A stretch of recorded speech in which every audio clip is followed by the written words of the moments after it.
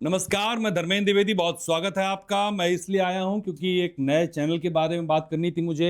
ज्योतिष वाला नाम ध्यान से सुन लीजिए। ज्योतिष वाला ये नया चैनल है ऑकल्ट, स्पिरिचुअलिटी और एस्ट्रोलॉजी पर बात करने के लिए। तो आज हमारे साथ एक बहुत खास मेहमान है जिनको बहुत लोग जानते हैं। शायद आपसे परिचय ना हो तो मैं करवा देता हूं। मेरे साथ हैं एस्ट्रोलॉजर संत जी संजीवानंद। बहुत स्वागत है सर आपका। जी, जय श्री राम, हर हर महादेव, राधे राधे। हर हर महादेव। संत जी के बारे में एक खास बात पहले मैं बता दूं कि जो ज्योतिष हो रही है आजकल उसमें पराशर ज्योतिष का इस्तेमाल होता है, लेकिन संत जी नाड़ी ज्योतिष और जेमिनी ज्योतिष पर काम करते हैं जो कि बिल्कुल डिफरेंट है। तो मैं संत जी से पूछना चाहता हूं कि आखिर इसमें फर्क क्या है। छोटा सा बताएं मुझे कि जो पराशर है और जेमिनी ज्योतिष इनमें क्या फर्क है। दुनिया तो उसी पे चल रही है। देखिए, पराशर ज्योतिष में लगन कुंडली की राशियां इंपॉर्टेंट होती है। हाँ। जैसे एक उदाहरण देता हूँ, वृश्चिक लगन की जन्म पत्रिका हम्म। तो चंद्रमा भाग्य का स्वामी बनता है। हम्म। और मान लीजिए अच्छी जगह प्लेसमेंट हो, उच्च का हो या 10वें घर में विराजमान हो, तो लोग कहेंगे कि बहुत बड़ा राजयोग बना। लेकिन जब जैमिनी ज्योतिष में अगर वो मान लीजिए भाग्येश ज्ञाति कारक बन गया, तो जैमिनी ज्योतिष में ज्ञाति कारक से खराब कोई प्लेनेट नहीं होता। अच्छा। तो जब वो ज्ञाति कारक बन के कहीं भी बैठेगा या किसी हाउस ग्रह के साथ बैठेगा तो उस ग्रह को भी डिस्टर्ब करेगा और उस हाउस को भी डिस्टर्ब करेगा। यही भ्रांतियां पता लगती हैं जैमिनी ज्योतिष से। अच्छा। मेरे एक जानने वाले बुध 10वें घर में, कन्या लगन की कुंडली, बहुत अच्छी कुंडली।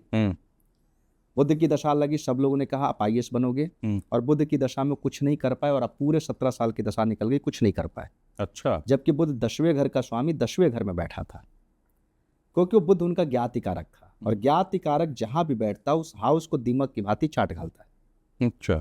तो इसलिए चीजों को अलग अलग दृष्टिकोण से देखने के लिए ये सब चीजें होती हैं। अच्छा संत जी, मुझे एक बात बताइए। जो आजकल ज्योतिष में चल रहा है, कुछ ग्रहों का नाम लेके इतना डरा दिया जाता है कि आदमी की हालत खराब है। उसको लगता है अब मेरा ये प्लेनेट यहाँ आ गया, अब तो जीवन बर्बाद है। उन्हीं में एक ग्रह शनि है, उसको लेके बहुत डराया जाता है। तो शनि के विषय में थोड़ा बताइए, क्या है शनि। देखिए, शनि से लोगों को इतना विचलित और भयभीत नहीं होना चाहिए। शनि जब चंद्रमा के ऊपर जाता है तो 7.5 लगती, कठिन 7.5 जब चंद्रमा के ऊपर जाता है। अष्टक वर्ग उसका डिफाइन करता है। अगर अष्टक वर्ग में शनि को 5, 6, 7 पॉइंट है तो शनि जिस जगह गया है बड़ा अच्छा रिजल्ट देगा। लेकिन अगर शनि 0 पॉइंट हो, 1 पॉइंट हो, तो धन की बर्बादी और मृत्यु तुल्य कष्ट देता है। अच्छा। शनि को हमेशा राहु के द्वारा देखना चाहिए, क्योंकि शनि एक बॉस है। अच्छा। और राहु उसका चेला है। तो बॉस को जो कोई काम कराना होता है अपने चेले को बोलता है, या समझिए एक आईएएस अफसर ने जब तक अपने कर्मचारी को नहीं बोला तब तक काम नहीं होगा। अगर उसके स्टाफ नहीं है तो काम नहीं होगा, आईएएस अफसर बैठ के चला जाएगा। तो शनि राहु को आदेश करता है कि तुमको ये करना है, और राहु करके लाता है। अगर राहु आपके फेवर में चल रहा है तो साहब के आदेश को अनसुना भी कर देगा, और अगर शनि आप पे नाराज चल रहा है तो साहब ने 10% आदेश दिया, 110% करके लाएगा। तो राहु की प्लेसमेंट अगर गोचर में अच्छी चल रही है तो आपका शनि उतना बुरा नहीं है। अष्टक वर्ग के बगैर गोचर नहीं देखना चाहिए, और शनि का गोचर राहु के बगैर मत देखिए। अच्छा, मतलब शनि और राहु आपस में कनेक्टेड है दोनों। जी हाँ। लेकिन राहु को भी बड़ा आजकल कहा जाता है जिसका राहु अच्छा है वो कलयुग में राजा है, उसको अपार धन प्राप्त होगा, लॉटरी लग जाएगी और पता नहीं क्या क्या हो जाएगा। तो राहु के बारे में ऐसा क्यों कहते हैं। राहु कलयुग के देवता है। अच्छा। और राहु को रिजल्ट चाहिए, जैसे भी हो, नियम कायदे अनुशासन परंपरा तोड़ के भी चाहिए, लेकिन चाहिए एन केन प्रकीर्ण धन संचय। अच्छा। तो राहु अगर 10वें घर में बैठा हो तो बहुत बड़ा राजयोग है। 42 के बाद व्यक्ति राजा बनता है। चौथे घर में अकेला राहु बैठा हो तो राजयोग है।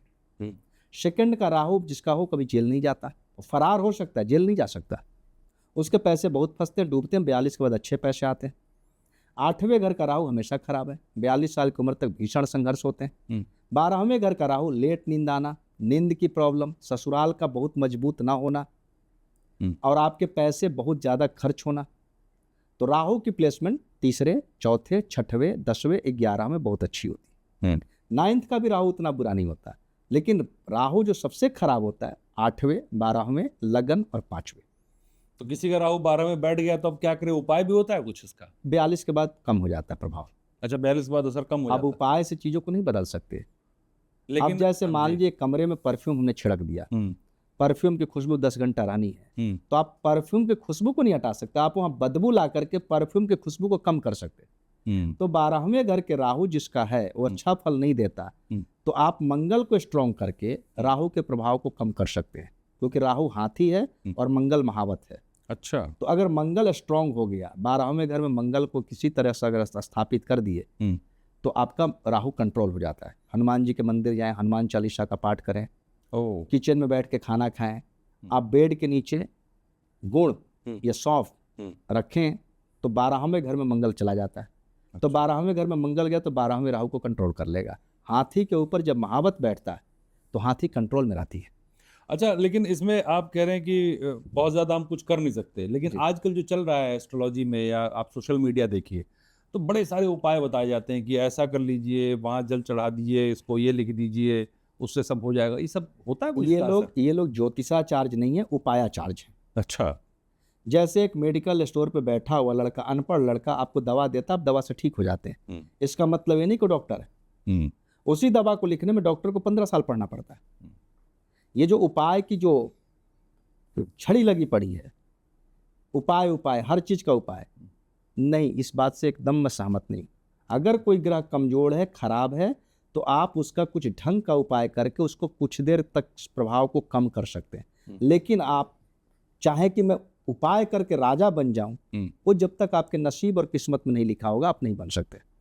अच्छा ठीक है, नसीब किस्मत तो हो गई। अब आप ज्योतिषी जो करते हो उसमें मैंने आपको देखा सुना, पॉडकास्ट भी किया आपके साथ मैंने, 2 मेन पॉडकास्ट। एक मैंने किया, हमारा अपना पॉडकास्ट वाला पेज है, उस पर रिलीज करेंगे संत जी का पॉडकास्ट, और एक पॉडकास्ट ऑलरेडी डला हुआ है जो बहुत अच्छा है, बहुत लोगों ने पसंद किया, उसको देखा, कमेंट किया।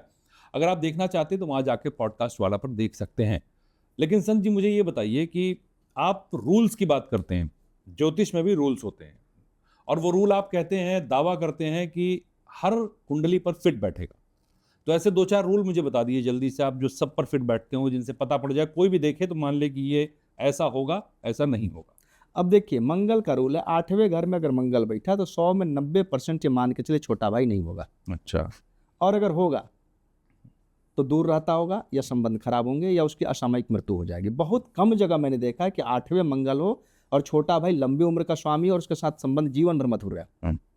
12वां मंगल बड़ा भाई नहीं होता, होता है तो उसकी स्थिति खराब रहती है। जिसकी कुंडली में चौथे घर में शुक्र बैठा हो, उसके जीवन में 2 महिलाओं के योग ज्यादा मजबूत होते हैं। अच्छा। एक घर वाली, एक बाहर वाली। अवैध संबंध, मतलब अवैध संबंध कर लें तो जिसका चौथे घर में शुक्र बैठा हो, उसके लिए जो उपाय है कि अपनी पत्नी से दोबारा शादी कर लो। 2 शादी के योग कट गए। अपनी पत्नी से दोबारा शादी कर लो। उसी तरह से चौथे घर का बृहस्पति बहुत बड़ा राजयोग है। चौथे घर का अकेला राहु राजयोग है। व्यक्ति बहुत बड़ा राजा बनता है 42 साल की उम्र के बाद। अच्छा। 10वें घर का राहु जिसका बैठा हो, पॉलिटिक्स में अच्छी ऊंचाई पे जाता है, उसका कैरियर बहुत अच्छा होता है, मजबूत ऊंचाई होती है। तो ये सब छोटे छोटे रूल है जो व्यक्ति को जीवन में कहां से कहां पहुंचा देते हैं। लगन पे मंगल बैठा तो कुंडली जबरदस्त पावरफुल हो गई। लगन पे केतु बैठा, अगर लगन पे केतु हो, सूरज कहीं भी है, सूरज पावरफुल हो गया। और लगन पे राहु चला गया, सूरज कहीं भी खराब हो गया। अच्छा, ऐसा होता है? जी हाँ, रिजल्ट देता है। 11वें चंद्रमा बैठे केतु खराब हो गया, 11वां केतु बैठा चंद्रमा खराब हो गया। अगर 11वां चंद्रमा है तो माता के रहते बेटा नहीं होगा। अच्छा। और 11वां केतु है तो बेटा होने के बाद मां जिंदा नहीं बचेगी। मैं 100 में 90%। 6वां केतु बृहस्पति कहीं भी पावरफुल हो गया। 6वां शनि बृहस्पति खराब। 6वां मंगल सूरज पावरफुल। 6वां सूरज मंगल पावरफुल।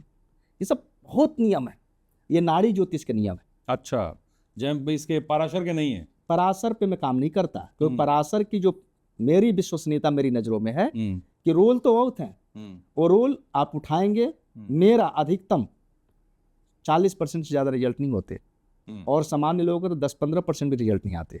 अच्छा। तो मैं पराशर ज्योतिष सबसे लास्ट में इस्तेमाल करता हूँ। मैं पहले कुंडली को नाड़ी से चेक करता हूँ, जैमिनी से चेक करता हूँ, फिर उसके बाद वैदिक और पराशर से चेक करता हूँ। अच्छा, इसमें आपने कहा कि मंगल अगर लग्न में बैठ गया तो कुंडली पावरफुल हो गई। हाँ, लेकिन वो तो उसको मांगलिक दोष भी कुछ लोग बता देते हैं। नाड़ी ज्योतिष में चौथे घर को और 8वें घर के मंगल को खराब बोला गया है। लगन का मंगल डायमंड है, 12वें घर का मंगल डायमंड है, 7वें घर का मंगल डायमंड है। तो उससे क्या बेनिफिट अगर मंगल मैरिटल लाइफ अच्छी, लगन में मंगल आ गया तो? शुक्र का मित्र है मंगल। हाँ। 12वें घर में शुक्र उच्च का होता है। जब मंगल वहां गया तो शुक्र और मंगल का संबंध बन गया। वो तो लगन में आ गया ना मंगल। 12वां मंगल लगन नहीं होगा, 12 मांगलिक हुआ। आपने कहा कि लगन में मंगल आ जाए तो मजबूत होता है। लगन पे मंगल होगा तो अच्छा होगा। लगन का कारक होता है मंगल। उसका स्वास्थ्य अच्छा रहेगा, पर्सनालिटी अच्छी रहेगी, उसका स्वयं का जीवन अच्छा रहेगा, सातवां घर शुक्र का होता है, शुक्र के घर में मंगल चला गया, मैरिटल लाइफ हैप्पी होगी। अच्छा 12वां घर में शुक्र उच्च का होता है, वहां मंगल चला गया, मैरिज लाइफ अच्छी हो गई। लगन पे मंगल बैठ के 7वें घर को देखेगा, 7वें घर में शुक्र और मंगल जब मिलेंगे तो मैरिटल लाइफ अच्छी होगी। चौथे घर का मंगल खराब है, 8वें घर का मंगल खराब है। अच्छा, आप एक और दावा करते हैं जो बड़ा अजीब लगता है, आप कहते हैं कि मैं जो बोलता हूँ 90 से 99% भविष्यवाणी सत्य होती है। जी, तो ऐसा दावा आप किस आधार पर करते मैं गोचर पे, मैं गोचर समय का मास्टर हूँ। हम्म। समय का निर्धारण मैं गोचर से करता हूँ, राज्यों का निर्धारण मैं जैमिनी ज्योतिष और नाड़ी ज्योतिष से करता हूँ। हैं? मैं अगर किसी कुंडली पर रिजल्ट नहीं दे पा रहा हूँ तो मैं मान के चलता हूँ कोई नहीं दे पाएगा, और अगर मैं किसी कुंडली पे गलत हूँ सब गलत होंगे। ये तो बड़ा मतलब एक अजीब सी बात लग रही है मुझे, आप इतना कॉन्फिडेंस के साथ ही कह रहे हैं। मैं इसको कुछ रोज घमंड, तो लोग घमंड भी कहते हैं इस चीज मैं रोज काम करता हूँ, मेरे पास रोज अननोन कुंडलियां आती है जिनको मैं नहीं जानता। मैं डेट ऑफ बर्थ सामने लेता हूँ, बात करता हूँ, और उस व्यक्ति के बारे में मुझे कोई जानकारी नहीं, कोई सवाल भी नहीं चाहिए। अच्छा मैं डेट ऑफ बर्थ लिया, फोन लगाया, मैं अपनी तरफ से पहले समय पे बात करता हूँ कि आपका समय कैसा है, 2-3 साल पीछे से 2-3 साल आगे तक। सामने वाला संतुष्ट होता है, फिर मैं कुंडली का राजयोग बताता हूँ, कितनी ऊंचाई पे जाएंगे, क्या करेंगे, कैसा रहेगा, जीवन कैसा, बुढ़ापा कैसा है, वो सब बताता हूँ। 5-7 मिनट बात करता हूँ, लोग 2-4-5-10 मिनट अपनी बात करते हैं, पूरे संतुष्ट होकर जाते हैं। और मैं कहता हूँ, जो आपने भी बोला घमंड, मैं कहता हूँ कि आप किसी व्यक्ति एस्ट्रोलॉजर को बिठा दीजिए, मैं दे देता हूँ उसको 5 जन्म पत्रिका, उसके बारे में कोई क्लू नहीं दूंगा, सिर्फ डेट ऑफ बर्थ दूंगा, और स्पीकर खोल कर उससे बात करके संतुष्ट कर दे। नहीं कर पाएगा, नहीं कर पाएगा। 100 में 99% की मैं बात कर रहा हूँ, नहीं कर पाएगा। मेरे को आप दे दीजिए, कोई डेट ऑफ बर्थ दीजिए, सामने वाला होना चाहिए, स्पीकर खोल दीजिए, मैं दावे के साथ कहता हूँ 100 में 99% संतुष्ट हो जाएंगे। तो मतलब आप जो कह रहे हैं उसके मुताबिक तो जो एस्ट्रोलॉजर हैं, जो भविष्यवाणी की जा रही है, उसका सबको कोई अर्थ ही नहीं हो, तो सब वो लोग नहीं, फ्रॉड नहीं है, वो लोग खुद ही कॉन्फिडेंट नहीं है, क्योंकि उनके पास तजुर्बे और अनुभव कम है। अब किसी कोई मान लीजिए अपने जीवन में 2000 जन्म पत्रिका देखा है, और मैं तो लाखों में देखा हूँ, लाखों। ये ज्यादा नहीं है कुछ आंकड़ा लाखों का? अब छोड़िए, अब संख्या नहीं बोलूंगा, मैं रोज 200 से 250 जन्म पत्रिका रोज देखता हूँ, और मैं 29 साल से काम कर रहा हूँ, आप काउंट कर लीजिएगा। तो दर्शक काउंट कर लेंगे, खैर इसमें कितना होता है। लोग कमेंट भी करके बताते हैं कि ऐसा ऐसा होता है कि आप जो बोलते हैं, कई बार लगता है कि आप कमेंट में बोल रहे हैं, इतनी कुंडली कोई कैसे देख सकता है, ऐसा मैंने पढ़ा है, सुना है लोगों में। तो मुझे थोड़ा सा एक चीज़ और बताइए, खैर वो कमेंट करेंगे, जिसको जो करना है समझे, चीज़ों को देखें और आप उसके बाद असेस करें, जजमेंटल ना हो पहले से। राशियों के बारे में आप कहते हैं कि आप राशि देख के भविष्य बता देते हैं, भविष्य मतलब अच्छा समय, सॉरी मतलब समय कैसा है। तो मुझे मेष राशि उसका बताइए क्या है। मेष राशि का समय तकरीबन 60% सामान्य चल रहा है, 40% खराब चल रहा है। अच्छा। क्योंकि सिर्फ 7.5 से समय खराब नहीं कर सकते जब तक सारे ग्रह खराब ना हो जाए। अभी मेष राशि के ऊपर शनि राशि से 12वां चल रहा है, भयंकर 7.5 भी नहीं है, ठीक है, सिर्फ शुरुआत हुई है।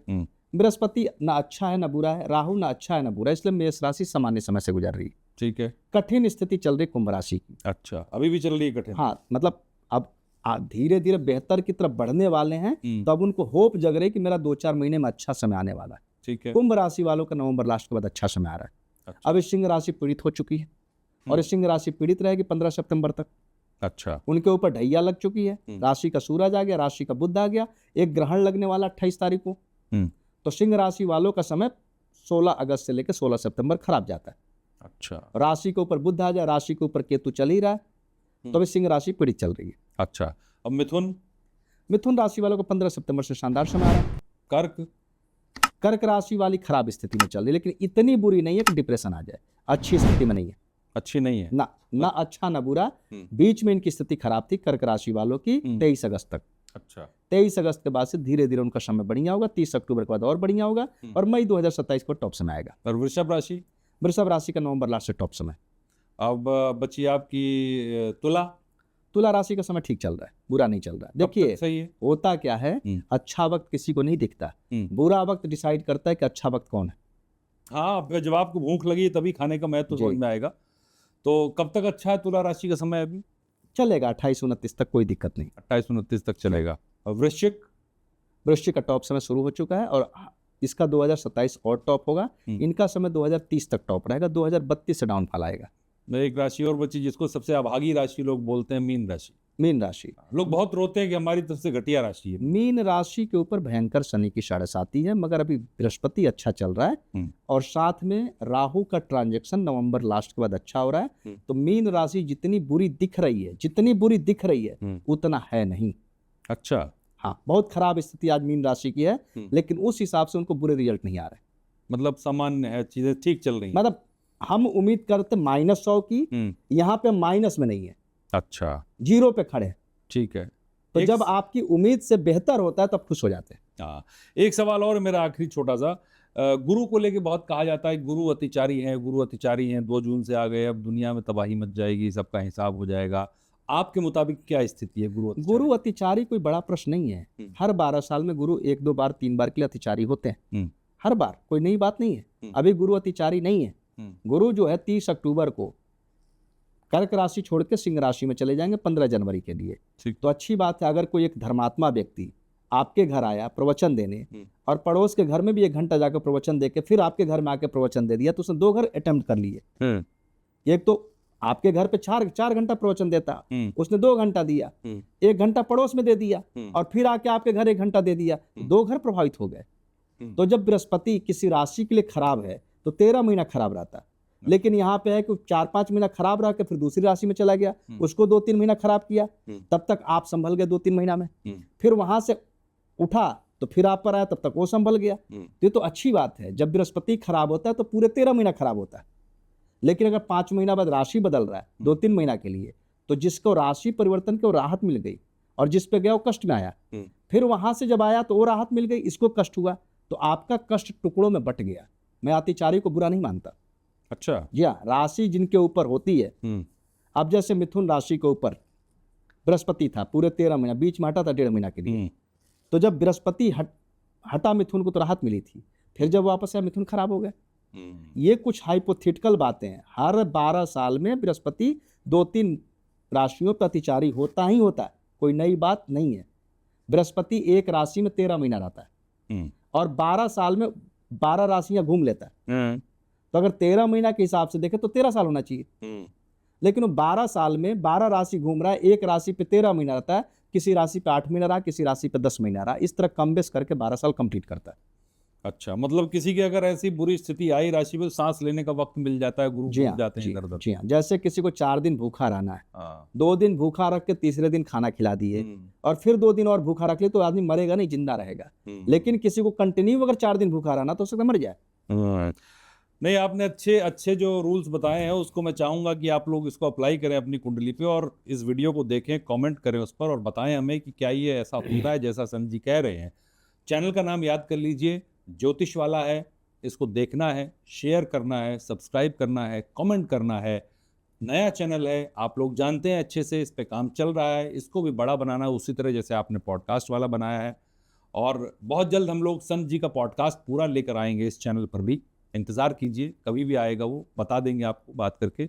बहुत धन्यवाद संत जी, आपने समय दिया। जय श्री राम, हर हर महादेव, राधे राधे। राधे।